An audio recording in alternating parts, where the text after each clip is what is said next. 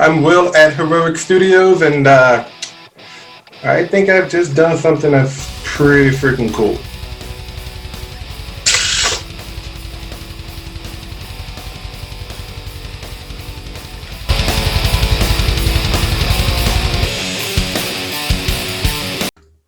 Hey guys, welcome back to my channel. Now, for those of you who have been following me on my Twitter, my Instagram, I have gotten into a pretty big hobby called 3D printing. Now, if you don't know what 3D printing is, you basically can make stuff like this right here.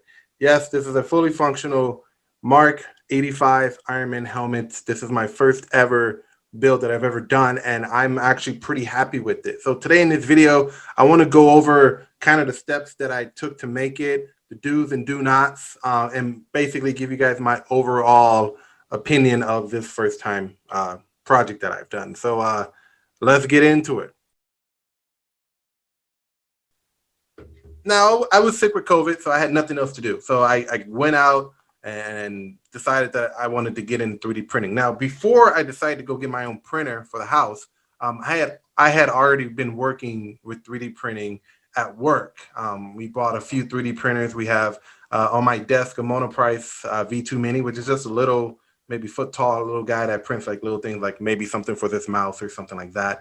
And then we went ahead and upgraded to a Raise 3D Pro 2 Plus, which is this huge, almost 2 feet child. Well, I won't say child. You can print a small child in it, but it's actually a 2 feet tall printer with an enormous Z-axis. You can almost print, like I said, a small child in it. And then over Christmas break, we upgraded to a Modix Big Meter, which is basically almost 40 inches X, Y, and Z. So this thing is massive when you're printing a lot of stuff. So I had already started 3D printing stuff at work, and it was a lot of fun. And then I'm seeing people online doing all these cool projects like this right here and doing, the full suit. And I'm like, I can actually probably get into something like that. So while I was sick with COVID, my wife got me a 3D printer for Christmas. Actually, we bought two. We bought the Annette A8 Plus that we built on our own. And then we went ahead and got a refurbished artillery Firewinder, which is what I used to print this bad boy. Now, don't worry, I'm gonna give you guys complete reviews on those two printers pretty soon. I'm actually on a hunt to get my third, but I don't want to go into that much. I want to get into this. This is actually a pretty good model. If you guys have looked on my Instagram stories and my Twitter feed and stuff like that, I've been posting pictures of my progress from day one, day two. Now, if you want to get into something like this, 3D printing, whether it's printing something that you can wear to Comic Cons and stuff like that, or just basically, little doodads and knickknack figurines around a house, this is for you. This is actually a really good hobby to kind of figure out how it works. It's an art in itself, and I went the extra mile, not just printing the helmet, but sanding it down, painting it, and putting all the motors and LED lights in it and stuff like that. So that's actually something that you can learn. And later on, as I get more in depth with this, printing stuff like this, I'm going to do more tutorials and stuff like that. So this is my first project, like I said, and I wanted to kind of break it down for you guys. So let's get into the overall review. The review of the thing, I give myself a solid B plus. Okay, now you can't really see all the imperfections here. Now, if you see me looking this way, I'm looking at my feet. It looks good on paper, but when you look up close to it, there's a lot of detail that's missing. A lot of paint jobs that could be better. Like here, it kind of got chipped while we were working with the helmet. Same thing on this side. You can see that little white line.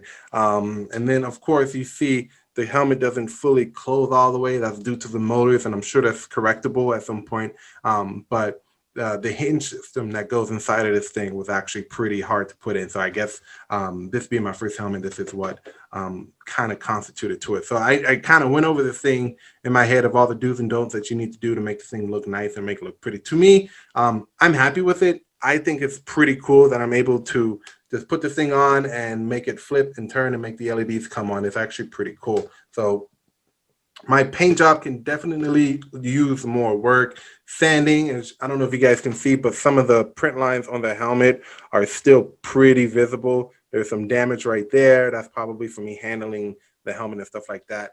But all in all, the print quality of this thing is pretty good. All right. So if you guys saw it before, it was painted with pure black. I sanded it down with a simple sander. But with a sander, you can't really get into the nooks and crannies here to kind of get rid of those print lines. So those print lines are still there. I chose to print it. I mean, not print it. I chose to sand it down. Most people who do props like this, they end up sanding it down because it makes it look like a real thing. Like if I'm holding it this way, it looks like the real thing to you guys. You can't really see any of the imperfections. It's all here. It makes it look good. I can show this off anywhere I want and it'll look good through a screen. But if you were to come over to my house or I were to bring it to you, you would see all the imperfections, like the crack at the jaw right here. Like I said, the missing paint up here. And all of this can be touched up if need be, but I think I'm happy with it the way it is. So that is my 2 cents on that. So a solid B plus for me. This isn't my last helmet I'm going to build. This is my first, but it's definitely not going to be my last. All right, so let's get into the process. The entire process to print this thing was almost a week. I started it on Sunday with the faceplate, and then I went into Monday. Well, yeah, the faceplate took about a few hours. So this whole thing is removable. As you can see, this thing comes up, and you can do that. You can either print it as a whole and just have all the pieces together, or you can print it as parts. So I printed it as parts because I wanted to do the faceplate to make it come up and come down. All right. The jaw is also removable. I can take this jaw off if I wanted to, but I'm not going to do it in this video. Actually, yeah, I'll do it for you guys. Give me a second. This jaw is giving me so much of a problem. So this is off. This is detachable. You can actually put on the helmet part first and then go ahead and attach the jaw. But be careful when you paint it because there is some issues that's going to keep it from clicking in properly because the paint acts as another kind of like a spacer, adds another layer to it. So it's actually really kind of annoying if you paint it. So I would paint it all maybe together next time. The next part that was actually a detachable part is the black liner. You see that the LEDs aren't completely flushed with the gold part of the helmet. So there's actually an eyepiece that can come out, and that's how we attach the LEDs and make it look nice. So it kind of gives it that depth look, all right? So it was a total of 4 pieces, but like I said, you can print it as one. I would suggest printing it as separate parts because it gives you a little bit more of how the process is going to work. Like I said, I don't have any footage. Or I might have some footage of the printing process, but like I said, the dome took at least 3 days. The faceplate took a few hours, maybe about 6-7 hours. The jaw took about a day and a half, and then of course the eyes, the eye socket liner that took about, I don't know, a few hours. So altogether, this thing took a week. Now, mind you, it wasn't perfect on the first print. This thing came and it failed. There was some stuff where I ran out of filament and then I accidentally hit done instead of resume after changing the filament in. There was times where some of the supports failed for the dome, so I had to go back and reorientate it. So I figured that, and this is a tip, you can take it or leave it if you ever do get into 3D printing helmets. If you ever print something that's like a helmet that has a round dome, print it upside down. Because what's going to happen is that as it's printing upward, the actual body that is being printed is going to act like a support in itself because you need supports to hold up things like the inside of this jaw right here. It's hollow. There's nothing there. So you need a support to actually build that up. So with the jaw, it was easy because I was just able to just lay it flat like that and let it do its thing. But with the dome, because it's so round, you're going to either use a lot of filament before the supports, or you can just easily take the dome, flip it on upside down and let it do its thing there. It'll use a lot less support and it'll look nice, but you will have to sand down the dome because the attachments from the support to the dome is actually pretty much. But that's getting into tutorials. I'll get into that. I'll do one for you guys later, okay? So that is pretty much the printing process for this. Print it in parts, let it do its thing. Just go read a book, play a game or something like that, and check on them, every now and again. If you don't have a printer that has the automatic sensor that shuts off the printer when I wouldn't say shuts off, stops the print and you can resume it, you might need to go back and check. My Annette A8 Plus doesn't have that sensor, so I got to periodically check if I know I'm doing a print where I know the filament's going to run out. Because if I don't, it'll just keep on going, and then I lost hours, maybe even a day or two on a print. All right, so that is that. Moving on to the fun part. The electronics of this thing is actually the best part. Now, this thing runs on a simple 9-volt battery. It's powering 2 servos. They're metal gear, so I was told to use metal gears because the actual plastic gear servo motors that you can get on Amazon, like I don't know, 10 for like $3 or something like that, they wear out, they strip because they're plastic. But the metal gears, I forgot the MG90 S is what I want. The ones I got originally, I bought the MG995s, which are really big servo motors. So when I started printing the helmet, I didn't really know where I was going to put the servo motor. But I reread I looked at it again, and I got the idea that I probably use smaller motors, MG90S, sorry, on Amazon, and they run you about $20 for about 6 of them, so it's not bad. And then the LEDs, I think the LEDs here are probably the worst part of it all because these things, first of all, they came from China. So it took them a week to kind of get here. But these ones in particular, so what happens is if you're looking to get these LEDs, sometimes people who live here in the United States will buy like a bulk of them from China and then they resell them here and give it to you for free shipping. The only downside is that they're slightly more expensive. On eBay or Alibaba or AliExpress, you can get these little LEDs for about $3, but then the shipping is like $3 per unit. So then if you order like 20 of them, shipping is going to be like $20 or $30. So you're really spending double for just the shipping instead of just getting the LED. So I got lucky. I bought my first two LEDs overseas. They're still not here. I'm still waiting on them. But then I got lucky, went on eBay, saw someone stateside in California selling these things, and I bought up their remaining stock. What they didn't tell you is that these things are acrylic. They're not bendable. Like they do have some that are bendable, and I have found some, but like I said, those are being sold still in China. No one here has bought them to be sold within the state. So the lead time on that, I won't get those bendable LEDs until April, maybe May. I don't know. But these right here, they're acrylic, which means they're really, really, really hard. All right, so I got some of the hardware out here to show you guys what I'm working with. You know, show uh, show don't tell kind of deal. All right, so these are the LEDs, and you can see I already broke one trying to bend it. These things are acrylic, which means they're kind of like fiberglass, plexiglass, but without the plexi, they don't bend. So this one is actually broke off, but that's fine because I'm making a Deathstroke helmet for my boy Jonathan Strait. If he's watching it, shout out. Your helmet is we ran into some problems, so yeah. I'm going to use this one on a single eye, but as you can see, the LED kind of shines and refracts through the whole thing, and it looks really cool like that. But like I said, these things aren't bendable, so I was having a hard time trying to get this thing into the eyepiece that the helmet printed with. So what you have to do if you ever get these lights, be sure to try and get the bendable ones first if you can. But if you can, this is a little trick that I learned. You have to heat up the acrylic and slowly bend it, make it conform, and then let it sit, and it'll reharden to where you can get that curvature to where you can make it sit inside the helmet like that. All right. They say don't hold it over an open flame. I held mine over an open flame, and it worked out just fine. Just be extremely careful because these things do heat up really fast. If you don't be careful, you can start to maybe burn the wire, to get off, peel off that silver lining that's right there, because that really helps with the refraction of the light within the LEDs itself. All right. And these take two AAA batteries, so they're taking about 3 volts right now. So there's that. Next up is this little MG90S. I was right. I don't know if you guys can see that. It's an MG90S, little itty bitty servo motor. All right, it's really small. You don't really have to do much to it. When you get these little servo motors, they come with heads that you can pop onto the gears. And if you can, I don't know if you can hear, like, I can't even turn it.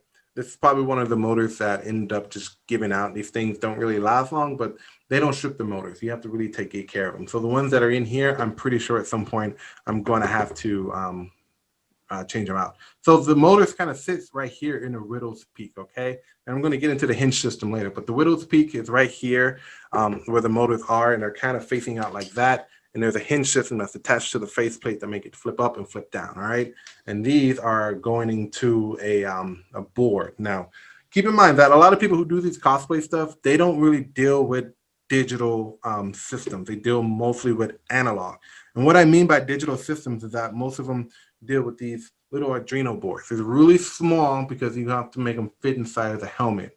Okay, so again, when you're printing this, make sure you're not only printing it to fit your head, but you're printing it to fit all the power supplies and boards that you're going to need in order for this to feel comfortable on your head. For the most part, mine feels pretty comfortable, but going forward, I know I can make it a little bit bigger to have on the side or on top of my head or in the back to house all the boards. But I think the next time I do one of these, it's going to be an analog system because these little things you have to be adept at coding. Now, I got lucky because there's a guy who I got the idea to do this helmet from, Frankly Built. If you don't know his channel, you should go check out his channel because that dude is doing some pretty cool stuff. And actually, a lot of the techniques that I learned to do this helmet came from that guy. So if you are looking to do an Iron Man helmet, don't listen to me. Go to that dude's channel, and he has suits. He's built his own suit, which is what I want to do one day. He's built Nova helmets. He's built all sorts of stuff with his 3D printer. He's only been doing it for a couple years. So go check out his channel, Frankly Built. He's a really cool guy. Haven't met him, but I'm pretty sure he's a cool dude. But he uses all analog systems and digital. He doesn't really use digitals as much. But I came across a video of him actually building this helmet and how to make it flip up and flip down. And that's where I kind of got the rest of the pieces to the puzzle to make this thing work. Now, this thing comes with a hinge system that I got from Frankly Built. His name is Frank. I'm going to call him Frankly Built to reference his channel. You can go onto his YouTube channel where he's showing how to build this helmet, and you can get the hinge system for free that it'll print out on your 3D printer, and everything on it is 3D printed. I didn't make anything. The only thing that's not 3D printed is the LEDs, the motors, and this. The hinge system, let me see if I can lift it up. The hinge system that you see in there is all 3D printed. Nothing is made, nothing else is outside source. That's the electronics and stuff. Everything else is 3D printed. You can see the hinge system, that little bar right there. But everything in here is 3D printed to help the helmet work. All right. So it's really cool. I have the files. I can print out a hinge system. And this system, what's really cool about it is that you can use it for any type of motorization for an Iron Man helmet. You can probably use it for motorization of any helmet that you want to open up. That's entirely up to you. But this system works. I like it. It was a pain in the ass getting it together. But once you sat in this chair for an entire Sunday trying to finagle and finesse this hinge system to work the way you want it to, it is actually pretty damn good. So that's my default hinge system for that. All right. So all the electronics in here are pretty standard. This, I gotta get into this later because this was actually a pain, the Arduino board. Because I'm not a coder. My wife's a coder, but I'm not a coder. And then we have our motors, MGS90, and then we have, of course, the LEDs here. So if you want to build the helmet the way you want, or the way I did it, or way that Frank did it, you can go ahead and just get all the stuff here, and we can go. So I'm going to do another helmet, probably either my Star Boost helmet, which is another Iron Man helmet, or War Machine, whichever one. I haven't really decided yet. I'm doing a lot of other stuff, but whatever one I'm gonna do a tutorial for that to show you guys how it's actually done. All right, because it's a lot of fun. At the end of the day, this is a lot of fun putting together. It's a lot of fun putting it online, letting people go, "Ooh, wow, this is great," and I had a lot of fun doing it. All right, so let's get into the digital portion.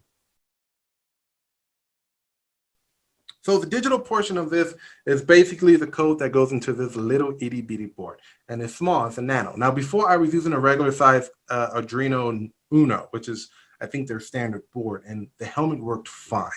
Problem was that I could not fit the board into this helmet, and at the same time, I couldn't really. So when you're doing a digital system or an analog system, you usually use a breadboard for prototyping.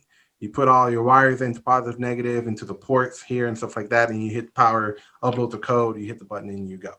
With this, you actually would have to solder and put things in there by yourself. Now, with the Arduino Uno board, it comes with pins already, but that's not secure. Pins will fall out, this thing won't work properly. So you have to get a specially made board, or you can upload everything to this. But I'm not a coder. So again, going back to Frank, thank you so much. He actually has a board that him and another guy made. You can actually see it right there, that blue board, and it's mounted with an Arduino Nano, and all the wires are going into that board. They're 3-pin JST HX XH connectors, and they come with the wires and everything. And you just have to plug it in based on a diagram that he provides on his not YouTube channel. It's a GitHub or something like that. It's a website that he has all the instructions on how to make this board work with the helmet. He has the code already made. Problem is that the code, the way it's written, won't work with this Nano. So I had to buy the board, which was $30 plus $10 in shipping. Again, I'm grateful for the board, not so grateful for the price, but this is why people go with analog systems that doesn't require a board. They just put together a circuit, positive and negative, with a connection that would either turn on the lights or turn on anything else in the helmet, and then you go from there. You make it all analog. The problem with analog systems, though, is that you cannot control how far back the motors are going to go. You can't control when the lights are going to come on. There's a lot of that stuff that you're going to have to think through past coding in order for that to work. So there's positive and negative. But I think with my next helmet, instead of maybe spending another $30 on a second board, I would either reuse this board or go ahead and try an analog system, because that's what a lot of people do when it comes to that. Analog systems work, and there's no problem with analog systems. They're actually a lot more simple, and you don't have to fit all this crap in here. The board, power supply, which is where you see on this side while that white tape is. It's actually pretty simple. But yeah, so all of this system is hooked up to a button here that I got on a 2 feet long cable, and I hold this in my hand and I'm able to press it, okay? And it opens the helmet, closes the helmet, it makes the LEDs come on, does whatever I want it to do. Now, when I eventually build the rest of the suit to this helmet, this button's probably going to be hidden somewhere, maybe in my gauntlet or on my wrist, to where I can just press it and the helmet comes up. Really simple stuff. That way I don't have to press my head. It makes it look like that I'm doing it like how Tony Stark does it in the movie. So I'm going to turn this thing on and give you guys a demonstration on how this thing actually looks. So let me turn on the power. Where are you? There you are. Okay. So my little eyepiece is falling out. Let me fix that really quick. Give me a second, guys.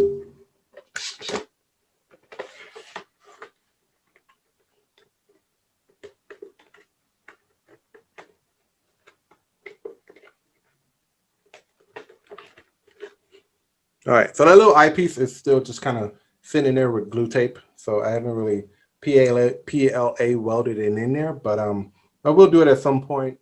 I just haven't done it yet. So let me turn it on again so you guys can see it. So those little flickers in the light that you just saw comes with the code. When you upload the code to the Adreno board, it does that every time you turn on the power. So it's a pretty cool feature. Let me do it again for you guys. This one, my power supply? I don't even know where my power supply is. There it is. So I'm gonna do it again for you guys. Turn it on.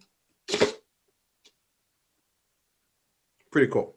So then with this button, I've learned that the time it takes for the signal to travel through this long wire takes a minute to tell it what to do. So you can't rapidly press it because the servo motors will get confused. The code doesn't know what it's doing, and it's going to start to spaz out, kind of like what you just saw when I turned it on. So if I hit this button once, sometimes it doesn't work, but it goes like that. The LEDs turn off as you see it, but then you have to wait a little while. Let's do it again. And then when you hit the button again, the LEDs come on. So that's a little demonstration of it. You can wear it. You can walk around the house with it. You can't really walk in the dark because these LEDs are actually pretty blinding when you wear them. But for the most part, you can see out of them in extreme daylight, of course. But if it's dark outside, the light outside has to be brighter than the light here in order for you to see out with the LEDs on. So I want to do that again. There we go. Okay, so there we go. Now I'm going to tell you about a few of the problems I ran into while making this helmet. I already came in and kind of told you a little bit of them, but there's a lot more that came with it.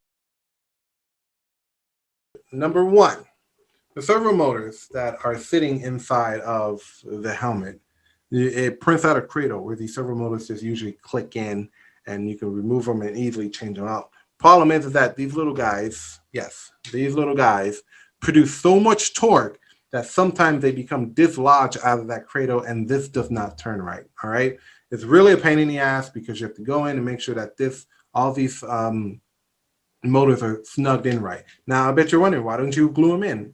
You don't want to do that because you might need to change out the motors, and you don't want to have to print a whole new part because then that'll be a waste of a part. Why do that? And besides, the cradle that I have in here is PLA welded, which means I melted the plastic around it to make it fit there. I didn't use any glue. I didn't use any tape. I just melted the plastic into the widow's peak, inner part of the widow's peak, and that's where it's at. So taking that off is going to be a real pain in the ass. So you don't want to glue it. You can use tape, but tape doesn't really last long. So far, I've used Gorilla Tape that I had under the sink, and it's working fine so far. I had electrical tape on there, didn't work. I had regular tape on there, didn't work. I had duct tape on there, didn't work. Gorilla tape, if you can find some in the store, grab that and wrap those motors into that cradle, keep them in there.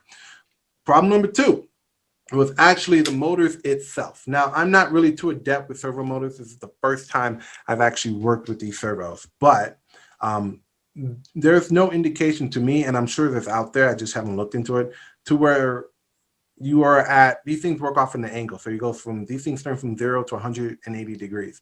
There's no datum point or an origin that will tell you that the motors are at 0 or they're fully open at 180 degrees.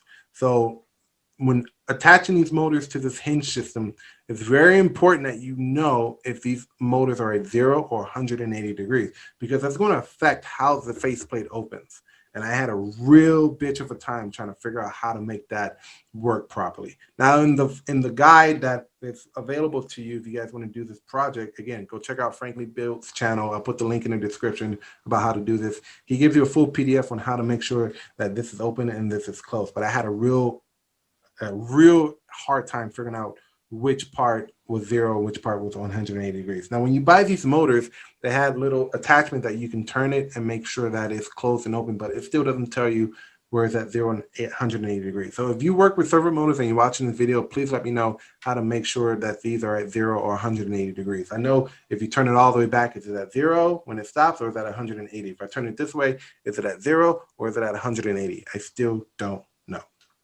All right, next problem that I faced with this helmet was, like I said, putting the hinge system in there. And I'm not going to show you guys because it's a pain in the ass. The hinge system is a pain in the ass, especially the hinge that lifts up the helmet. So the ones on the side of the helmet that lifts up, such a pain in the ass to put in there. They kept on falling out, and I have the right screws didn't fit. And trying to get this thing in here, trying to make it fit all together is actually pretty just not the best. So and that's pretty much all the problems I ran into. The paint was an issue, but I think I pretty much figured that part out. Like I said, you just have to be careful. Now, when you're putting this all together and you're ready for paint, make sure, I would say, mount all your hinges in here first before you decide to go ahead and paint. Now, that means you're going to have to paint it as a whole, which means you're going to have to use a lot of tape to cover up certain parts to make this gold, to where the gold doesn't flat out here, and make this red to where the red doesn't come here. So that was my biggest challenge. But remember, if you print it in parts, this is very important. If you print it in parts,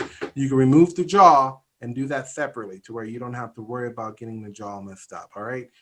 Use primer. So I sanded it down with a palm sander, primed it, let it sit for a day. And then when I came to paint the faceplate, it came out nice, as you can see. But I actually messed up because I was overzealous. I was ready to go. It said the paint can be handleable after about 30 minutes of spraying. I went ahead and put the tape on it so I can print the dome. When I took the paint off of the gold was all screwed up. So I had to retape everything here to repaint the gold, and that's why it's actually really smooth right now, because I painted it twice. I could probably do that the same with the red, but I think as far as modifying this helmet, I think I'm pretty much done for now. But that's pretty much it, guys. I mean, these kinds of projects, they take a lot of time. You will get frustrated. It takes a lot of energy, and it's taught me to be very patient. I think overall it took me about 2 weeks to finally get this down. And see, my eyes kind of fell out again. That's because, again, glue. I probably will have to end up either taping this in or mounting it in with something. And my helmet is sometimes haunted and wants to open up whenever it feels like it. I don't know why, but I also padded it out with foam because I printed this way bigger than my head, so I wanted to make sure that this thing sat right. So you can close now. Thank you. And you can turn on your LEDs. I'm praying, guys. I just like opening and closing this thing. It's pretty dope. All right. I really got to fix these lights. But for the most part, you kind of get the aesthetic look for it. This is exactly what it's going to look like. The lights are cool. And then you have a lot of other stuff that you can play with, okay? Buttons like this you can get from any store. I got it. Actually, my buddy from work owns a store, and he gave me these kind of for free. So I really thank them over there for that. These buttons, you can get them on Amazon for 18 bucks. But that's all I got for you guys. This helmet was actually really fun. I keep on saying it, but if you guys have a 3D printer and you haven't tried anything like this, I would highly recommend doing it. I will put the link to Frankly Built's channel in the description, and go check out his videos. He gives out a lot of cool tips. A lot of the techniques that I learned to build this helmet, I learned from him, and I'm still watching his videos on what to do to build even bigger things, because this dude has really massive props that he's printed out, and I learned so much from the guy. So really cool dude. Go check out his channel.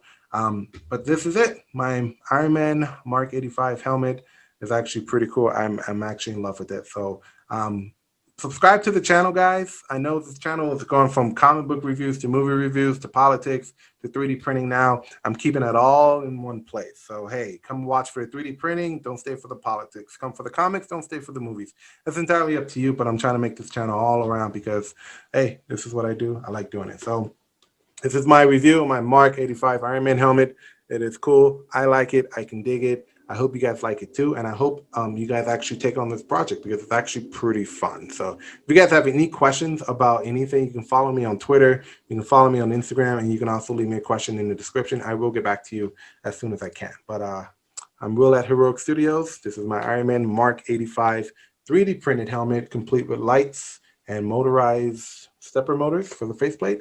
And I had a blast building this awesome, cool thing. All right. You guys enjoy your weekend, and I will see you guys later. Adios.